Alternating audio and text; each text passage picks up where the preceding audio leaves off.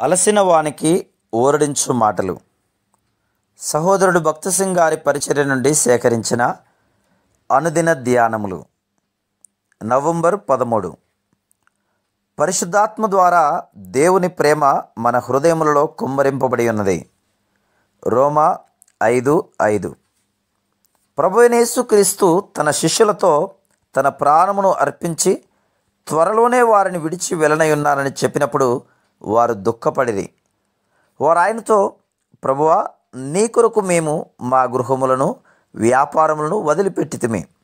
ఇప్పుడు నీవు మమ్మును విడిచి వెళ్ళినేలా మేము అనాథలుగా విడిచిపెట్టబడదుము అని చెప్పి ఉండవచ్చును.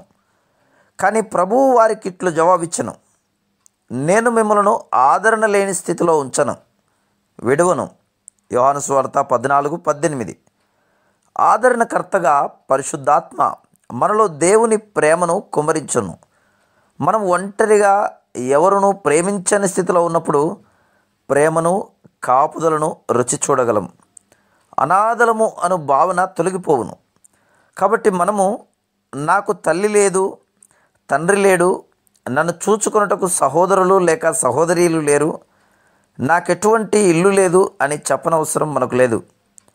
ఇల్లు ఉన్నవారు, నాకు జబ్బుగా ఉన్నప్పుడు లేక అవసరం ఉన్నప్పుడు ఇంటికి వెళుదును, వారు నన్ను చూచుకొనెదరు అని చెప్పువారున్నారు. కానీ మనలను విడనాడనని దేవుడు వాగ్దానం చేశాను. మనలో సంపూర్తిగా ఆయన ప్రేమను తీసుకొని వచ్చినట్లు ఆదరణకర్తను మన కొరకు పంపెను. రోమా 5:5. పరిశుద్ధాత్మ మనలను ఆదరించుటకు పవిత్ర ప్రేమను మనలో తీసుకొని వచ్చును. అదే ప్రేమ మనకు నశించు ఆత్మల ఎడల భారమును, వెనుకబడిన వారి ఎడల, రోగుల ఎడల, శ్రమపడు వారి ఎడల ప్రేమతో కూడిన శ్రద్ధను అనుగ్రహించును.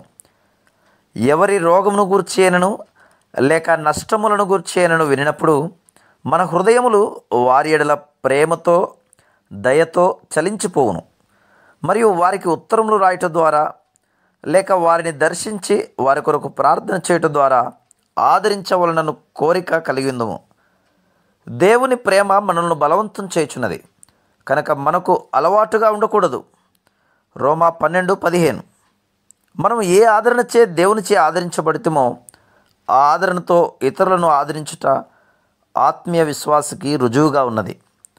అంతేగాక పరిశుద్ధాత్మ మనకు సత్యమును అర్థం చేసుకొనుటకు, దేవుని వాక్యములో దాచబడిన గొప్ప మర్మములను చూచుటకు మన కన్నులను తెరచును. చాలామంది విశ్వాసులకు విజ్ఞాన శాస్త్రము, చరిత్ర, భౌగోళిక శాస్త్రము, వేదాంతము, వృక్షశాస్త్రమును గురించి కొంత తెలియను, లేక ఏమాత్రము తెలియకపోవచ్చు. కానీ వారు దేవుని వాక్యమును అర్థం చేసుకుందురు, ఆనందించుదురు. ఎందుకనగా సత్యస్వరూపియగు ఆత్మ జ్ఞానులకు, వివేకులకు మరుగైన విషయములను వారికి బయలుపరచును. మత్తయి సువార్త 11:25, లూకా సువార్త 10:21. శరీర సంబంధులైన విశ్వాసులు పాటలు, కీర్తనలు పాడుటలోను, నీతి బోధలు వినుటలోను ఆనందించుదురు. కానీ దేవుని వాక్యము నుండి లోతైన విషయముల గురించి ప్రసంగించినప్పుడు వారు నిద్రపోదురు. ఎందుకనగా వారు అలసిపోవటం వలన కాదు, కానీ లోతైన విషయములపై ఆసక్తి చూపరు కనుక నిద్రపోదురు. అయితే ఆత్మ సంబంధి అయిన విశ్వాసి పరిశుద్ధాత్మ తనకు నేర్పించు ప్రతి విషయమును నేర్చుకున్నటకు శ్రద్ధ చూపును.